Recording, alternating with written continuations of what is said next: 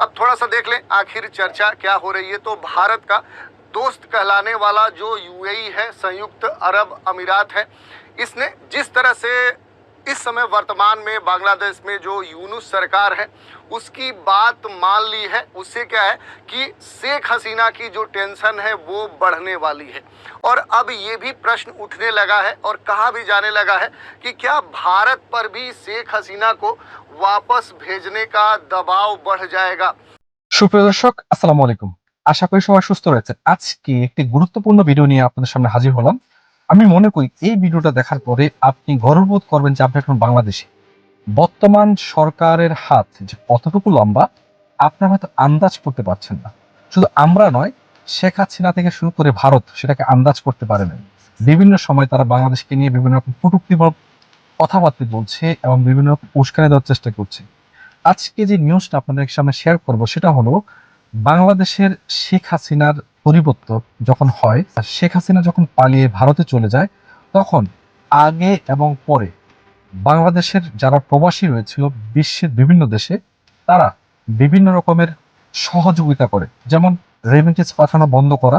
এছাড়াও বিভিন্ন দেশে তারা আন্দোলন পর্যন্ত করেছে। আপনারা হয়তো জানেন, দুবাই এবং সৌদি আরবে বিভিন্ন দেশে প্রবাসীদেরকে আটক করে বিভিন্নভাবে সাজা দেওয়া হয়েছে। তার পাশাপাশি বিশেষ করে সংযুক্ত আরব আমিরাতে 57 জন বাংলাদেশিকে বিভিন্ন মেয়াদে সাজা দেওয়া হয়েছিল। কিন্তু বর্তমান সরকার, ইউনূস সরকার ক্ষমতা আসার পরে ইউনূস সরকারের প্রতি ভালোবাসা দেখিয়ে তারা 57 জন প্রবাসীদেরকে ছেড়ে দিয়েছে। 57 জন প্রবাসীকে দায় মুক্তি দিয়েছে এবং তারা ছেড়ে দিয়েছে। আপনারা শুনলে অবাক হবেন, যখন শেখ হাসিনা সরকার ছিল এবং দেশে যখন আন্দোলন চলতেছিল, রেমিটেন্স যোদ্ধা যারা ছিল তারা রেমিটেন্স পাঠানো বন্ধ করে দিয়েছিল। তখন দেশে বিভিন্ন সময় তারা বক্তব্য দিয়েছে রেমিটেন্স কেন পাঠাচ্ছে না, পাঠাইলে এটা হবে সেটা হবে। কিন্তু প্রবাসীরা তারা ঐক্যবদ্ধ হয়ে রেমিটেন্স পাঠানো বন্ধ করার কারণে তখন অনেকটাই চাপে পড়তে হয়েছিল শেখ হাসিনা সরকারকে। যখন শেখ হাসিনা সরকারের পতন হয়, তখন যারা রেমিটেন্স যোদ্ধা আছেন ধারাবাহিক রেমিটেন্স পাঠিয়ে তারা একটা রেকর্ড সৃষ্টি করেছে। এই মাসে রেমিটেন্স এসেছে প্রায় $2 বিলিয়ন, অনেক বেশি। এটা অনেক বড় একটি অর্জন এবং আমরা কৃতজ্ঞ প্রবাসীদের কাছে। এই বিষয়টা নিয়ে ইন্ডিয়ান মিডিয়া রিপোর্ট প্রকাশ করছে, তাদের মাথা খারাপ হয়ে গেছে।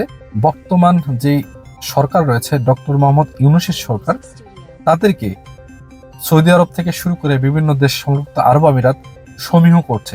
আমি চাই আপনারা ওই ভিডিওটি একটু দেখে আসেন। তার আগে একটা কথা বলতে চাই, আমরা প্রতিনিয়ত চেষ্টা করি আপনাদেরকে বাংলাদেশের পজিটিভ নিউজগুলো আপডেট দেওয়ার জন্য, কারণ এটা আমার মাতৃভূমি বাংলাদেশ এবং ইন্ডিয়ান মিডিয়ার যে কটূক্তিগুলো আছে আপনাদের সামনে ধরিয়ে দেওয়ার জন্য। আপনারা যেটা করবেন, জাস্ট একটু লাইক করে দিবেন, একটা সাবস্ক্রাইব করে দিতে পারেন আর একটু কমেন্টস করবেন। চলুন আগে সেই ভিডিওটি দেখে আসি। अब थोड़ा सा देख लें आखिर चर्चा क्या हो रही है। तो भारत का दोस्त कहलाने वाला जो यूएई है, संयुक्त अरब अमीरात है, इसने जिस तरह से इस समय वर्तमान में बांग्लादेश में जो यूनुस सरकार है उसकी बात मान ली है, उससे क्या है कि शेख हसीना की जो टेंशन है वो बढ़ने वाली है। और अब ये भी प्रश्न उठने लगा है और कहा भी जाने लगा है कि क्या भारत पर भी शेख हसीना को वापस भेजने का दबाव बढ़ जाएगा। ऐसा क्यों हम कह रहे हैं कि जब से बांग्लादेश में जो स्थितियां हैं वो विपरीत बनी और फिर वहाँ से क्या है कि वहाँ की जो प्रधानमंत्री शेख हसीना है वहाँ से निकलकर निर्वासित कह सकते हैं होकर इस समय भारत में शरण लिए हुई हैं। और तत्काल में वहाँ पर बांग्लादेश में यूनुस के कह सकते हैं कि नेतृत्व में वहाँ सरकार बनी है। और इसी संदर्भ में एक वहाँ के बांग्लादेश के जो यूनुस सरकार है उसके द्वारा यूएई के चीफ से बात की गई और उस बात को वहाँ के चीफ के द्वारा मान लिया गया। और इसी संदर्भ में ये मामला फिर से कह सकते हैं सुर्खियों में बना हुआ है। तो हम देखेंगे कि आखिर बांग्लादेश के जो यूनुस हैं उन्होंने क्या बात की है यूएई के चीफ से। चलिए देख लेते हैं इस पूरे मामले को कि आखिर ये पूरा मामला है क्या। तो देखिए, भारत का दोस्त यूएई कहा जाता है, कई सारे कह सकते हैं प्रगाढ़ संबंध रहे हैं, बहुत पहले से रहे हैं।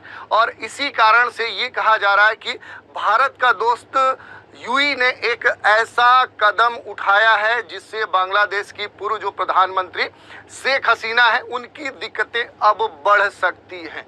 वजह क्या है? तो भारत से उनकी वापसी और शेख हसीना को बहुत जल्द ही एक नया ठिकाना ढूंढना होगा, देखना होगा, और भारत में वह शायद ही अब ज्यादा दिन तक रुक पाए। ये मामला है। ऐसा क्यों कहा जा रहा? तो बांग्लादेश लगातार शेख हसीना को भारत से प्रत्यार्पित करने की मांग कर रहा है, यहाँ से वापस बुलाने की मांग कर रहा है। हालांकि अभी तक औपचारिक रूप से बांग्लादेश के द्वारा इस तरह की कोई मांग उठाई नहीं गई है।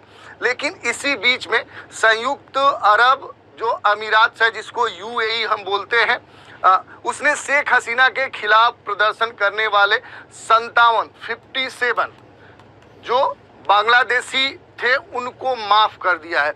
और जब से ये डिसीजन आया है तब से ये कहा जा रहा है कि अब बांग्लादेशी नागरिकों को यूएई अपनी यहाँ जो सरकार के खिलाफ ये विरोध प्रदर्शन कर रहे थे और उन्हें जेल में डाल दिया था, अब इन सभी बांग्लादेशी नागरिकों की जो सजा थी वहाँ पर यूएई में माफ कर दी गई है। और यूएई के इस कदम से अब सवाल उठने लगा है, ये प्रश्न उठने लगा है कि क्या भारत पर भी शेख हसीना को वापस भेजने का दबाव बढ़ेगा। अब यहाँ एक महत्वपूर्ण प्रश्न उठ रहा है कि आखिर संयुक्त अरब अमीरात में हुआ क्या था।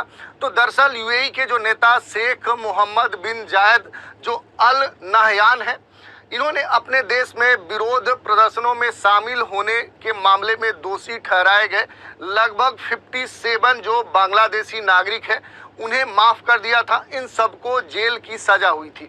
और अबू धाबी के जो शासक हैं, कौन शासक हैं?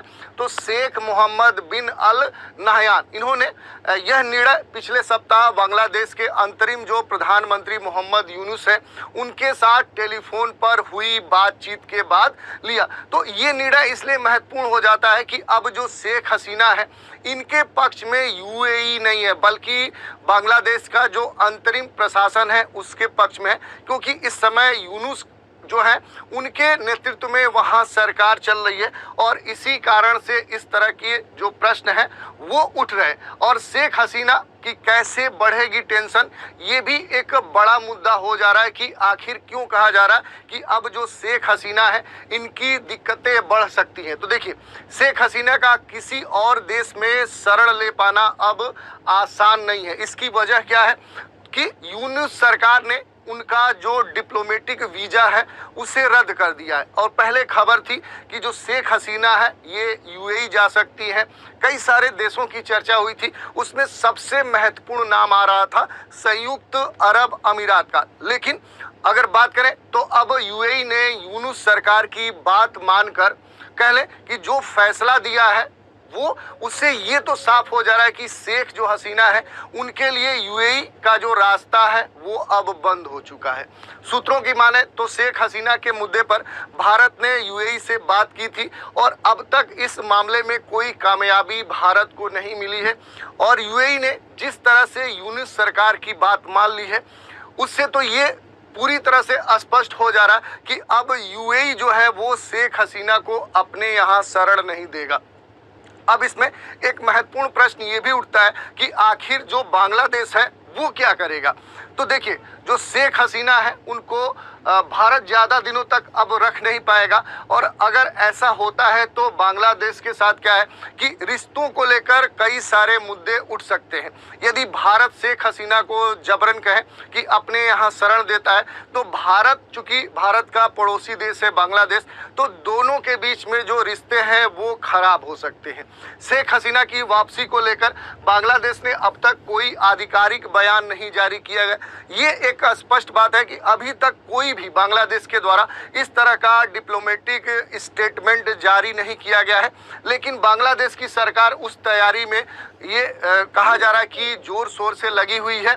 और अंतरिम सरकार के विदेश मंत्री मोहम्मद तौहीद हुसैन की माने तो अगर कोर्ट उन्हें कहती है कि शेख हसीना को किसी भी तरफ बांग्लादेश वापस लाया जाए तो जरूर वह इसके लिए कोशिश करेंगे और उन्हें वापस लेकर आएंगे। इस बारे में भारत सरकार के साथ बांग्लादेश का एग्रीमेंट भी है। ये ज़्यादा दिक्कत वाला विषय है क्योंकि प्रत्यार्पण को लेकर क्या है कि भारत और उसके पड़ोसी बांग्लादेश के बीच में पहले से एग्रीमेंट है। तो इस एग्रीमेंट के तहत ये कहा जा रहा है कि अगर बांग्लादेश के द्वारा ये डिमांड उठी तो भारत को शेख हसीना को वापस भेजना पड़ेगा।